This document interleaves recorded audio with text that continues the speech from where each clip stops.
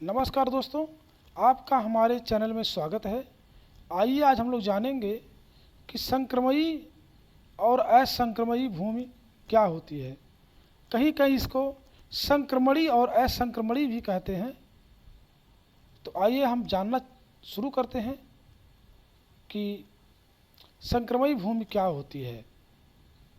तो संक्रमयी भूमि जो है वह भूमि होती है जिसे कानूनी रूप से बेचा या खरीदा जा सकता है या अन्य किसी व्यक्ति को हस्तांतरित किया जा सकता है यानी किसी को दिया जा सकता है या बेचा जा सकता है या उसको खरीदा जा सकता है। इस प्रकार की भूमि के मालिक को अधिकार होता है, यानी कि जो संक्रमयी भूमि का मालिक होता है उसको यह अधिकार होता है कि वह अपनी भूमि को या ज़मीन को किसी अन्य व्यक्ति, किसी संस्था या संगठन को स्थानांतरित कर सकता है या किसी को बेच सकता है। तो ये होती है संक्रमयी या संक्रमणी भूमि। आइए अब आगे जानते हैं कि असंक्रमणी भूमि क्या होती है। तो असंक्रमयी भूमि का मतलब होता है नॉन ट्रांसफरेबल लैंड, यानी कि असंक्रमयी भूमि वह भूमि होती है जिसे कानूनी रूप से बेचा या अन्य किसी व्यक्ति को हस्तांतरित नहीं किया जा सकता है।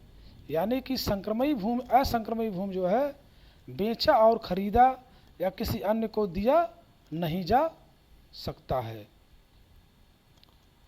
इस प्रकार की भूमि पर कुछ प्रतिबंध होते हैं। जो इस प्रकार के भूमि होते हैं उस पर कुछ प्रतिबंध होते हैं जो इसे संक्रमणीय या ट्रांसफ़र करने से रोकते हैं। यानी कि इस पर कुछ शर्तें होती हैं जिन शर्तों के कारण जो है उसको बेचा या किसी को दिया नहीं जा सकता है।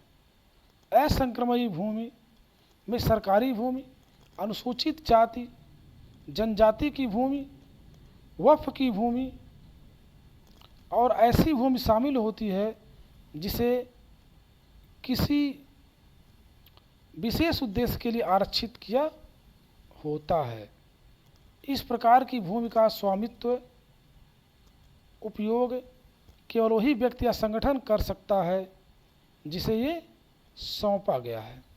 यानी कि इस प्रकार का भूमि या इस प्रकार की ज़मीन का उपयोग वही कर सकता है जिसको यह ज़मीन सरकार के द्वारा सौंपा गया है या दिया गया है। तो उम्मीद है दोस्तों आपको समझ में आ गया होगा कि संक्रमणीय और असंक्रमणीय भूमि क्या होती है। अगर वीडियो अच्छा लगा हो तो लाइक करें, शेयर करें, सब्सक्राइब करें। थैंक यू, धन्यवाद, नमस्कार।